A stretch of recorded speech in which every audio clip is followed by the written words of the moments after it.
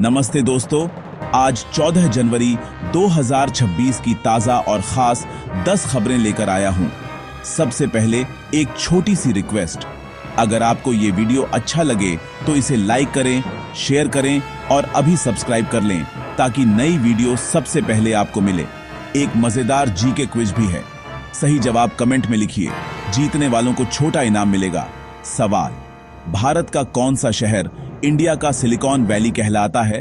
ए Bengaluru, B Hyderabad, सी Pune, D Chennai. जवाब comment करें और अपनी संभावना बढ़ाएं। अब शुरू करते हैं खबरों के साथ।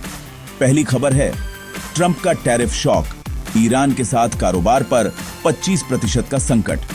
अमेरिकी राष्ट्रपति डोनाल्ड ट्रंप ने ईरान से जुड़े कारोबारों पर 25% टैरिफ लगाने की घोषणा की है, जिससे ग्लोबल सप्लाई चेन और व्यापार समझौतों में हलचल मची है। इसके प्रभाव से तेल, रॉ मटेरियल और कुछ वित्तीय लेन देन प्रभावित हो सकते हैं। विशेषज्ञों का कहना है कि भारत जैसे बड़े आयातक देशों के लिए लागत बढ़ सकती है और कुछ कंपनियों की आय पर असर दिख सकता है। बाजार में अनिश्चितता बढ़ने से निर्यात आयात में नई रणनीतियां अपनानी पड़ सकती हैं। दूसरी खबर, महाराष्ट्र चुनाव में सुप्रीम कोर्ट की बड़ी डील, 2 हफ्ते अतिरिक्त समय। सुप्रीम कोर्ट ने महाराष्ट्र के स्थानीय निकाय चुनाव पूरी करने की समय सीमा में 2 हफ्ते की राहत दे दी है। न्यायमूर्ति सूर्यकांत और जोय माल्या की पीठ ने राज्य चुनाव आयोग की दलीलों को देखते हुए यह अतिरिक्त समय मंजूर किया ताकि बचे हुए जिला परिषद और पंचायत चुनावों को पूरा किया जा सके। निर्णय से चुनाव आयोग को व्यवस्थागत और लॉजिस्टिक चुनौतियां सुलझाने का अवसर मिला है एवं शांतिपूर्ण निर्वाचनी प्रक्रिया सुनिश्चित करने पर जोर दिया गया है। तीसरी खबर, शिखर धवन की शादी की घोषणा, एंगेजमेंट रिंग के साथ खुशखबरी। क्रिकेटर शिखर धवन ने अपनी प्रेमिका सोफी शाइन के साथ सगाई की घोषणा की और इंस्टाग्राम पर रिंग की तस्वीर साझा कर खुशी व्यक्त की है। धवन ने बताया कि दोनों ने अब हमेशा साथ रहने का फैसला कर लिया है। फैंस और क्रिकेट जगत ने बधाइयों का तांता लगा दिया है। शिखर की निजी जिंदगी की यह खबर सोशल मीडिया पर ट्रेंड कर रही है और कई पूर्व क्रिकेटर व प्रशंसक अपनी शुभकामनाएं दे रहे हैं। जर्मनी ने भारतीय पासपोर्ट धारकों के लिए एयरपोर्ट ट्रांजिट वीजा की आवश्यकता समाप्त कर दी है। अब भारतीय यात्रियों को जर्मनी के एयरपोर्ट पर किसी तीसरे देश के लिए ट्रांजिट के दौरान अलग वीजा नहीं लेना होगा।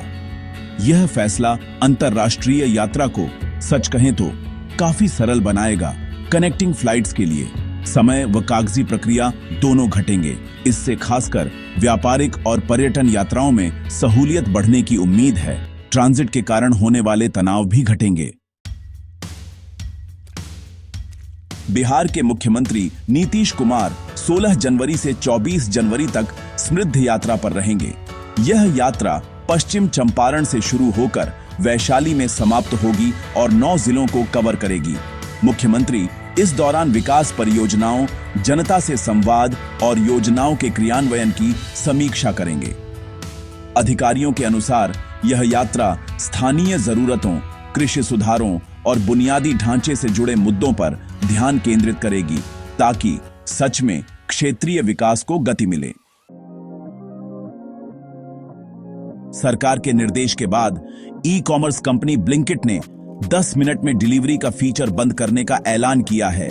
यह निर्णय डिलीवरी कर्मियों की सुरक्षा को ध्यान में रखकर लिया गया था। श्रम मंत्री ने आदेश दिया कि तेज डिलीवरी के दबाव में जोखिम बढ़ रहे थे, इसलिए कंपनियों से चर्चा कर यह कदम उठाया गया। जोमैटो और स्विगी जैसी फर्मों से भी इस मुद्दे पर बातचीत हुई है ताकि काम के घनत्व और ड्राइवर्स की सेफ्टी सुनिश्चित हो सके। भारतीय रेलवे ने रेल वन ऐप के माध्यम से अनारक्षित टिकट बुकिंग पर 3% की छूट देने की घोषणा की है। यह ऑफर 14 जनवरी 2026 से 14 जुलाई 2026 तक लागू रहेगा। यह पहल डिजिटल भुगतान और ऐप आधारित बुकिंग को बढ़ावा देने के लिए है ताकि टिकटिंग प्रणाली में पारदर्शिता और उपयोगकर्ता सुविधा आए। यात्रियों के लिए यह छोटी पर मायने रखने वाली बचत है और रेलवे उम्मीद करता है कि इससे भीड़ और काउंटर लाइनों पर दबाव घटेगा। जम्मू कश्मीर में उपराज्यपाल मनोज सिन्हा के निर्देश पर ऐसे 5 सरकारी कर्मचारियों को बर्खास्त कर दिया गया है जिनके संबंध कथित तौर पर आतंकी संगठनों से पाए गए। अधिकारियों ने कहा कि जांच में पक्के सबूत मिलने पर यह कड़ी कार्रवाई की गई ताकि सुरक्षा संस्थानों की विश्वसनीयता बनी रहे। इस निर्णय का मकसद प्रशासन में लगे लोगों में जवाबदेही बढ़ाना और सुरक्षा खतरों के खिलाफ सख्ती दिखाना है। भारत सरकार ने राष्ट्रीय उपभोक्ता दिवस पर IS 1949-3/2025 नामक नया भारतीय मानक बिलिंग फॉर्मेट जारी किया है। स्वास्थ्य मंत्री प्रहलाद जोशी ने इसे लॉन्च किया।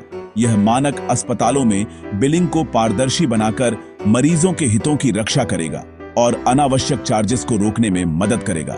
सभी स्वास्थ्य सुविधाओं पर लागू इस फॉर्मेट से मरीजों को खर्च का स्पष्ट विवरण मिलेगा और उपभोक्ता अधिकार मजबूत होंगे। डोनाल्ड ट्रंप की टैरिफ घोषणा के बाद भारतीय शेयर बाजार में गिरावट दर्ज की गई। सेंसेक्स 268 अंक फिसल गया और निफ्टी 25,800 से नीचे बंद हुआ। वैश्विक आर्थिक अनिश्चितता और ट्रेड टेंशन के असर से कई शीर्ष कंपनियों, जिनमें रिलायंस आदि शामिल हैं, के शेयर दबाव में रहे। निवेशकों ने जोखिम भाव बढ़ने पर सुरक्षित एसेट्स की तरफ रुख किया। बाजार विश्लेषक कहते हैं कि निकट अवधि में वॉलेटिलिटी बनी रह सकती है। कैसी लगी आपको ये सारी खबरें? मुझे कमेंट्स में जरूर बताइए। अगर वीडियो अच्छा लगा हो तो इसे लाइक कीजिए और अगर आपने चैनल को सब्सक्राइब नहीं किया है तो अभी सब्सक्राइब कीजिए। साथ ही घंटी के निशान को दबाना मत भूलिएगा ताकि आपको हमारी हर नई वीडियो का नोटिफिकेशन सबसे पहले मिले। मैं फिर मिलूंगा ऐसी ही अच्छी और खास खबरों के साथ। तब तक के लिए जय श्री राम, जय हिंद, वंदे मातरम।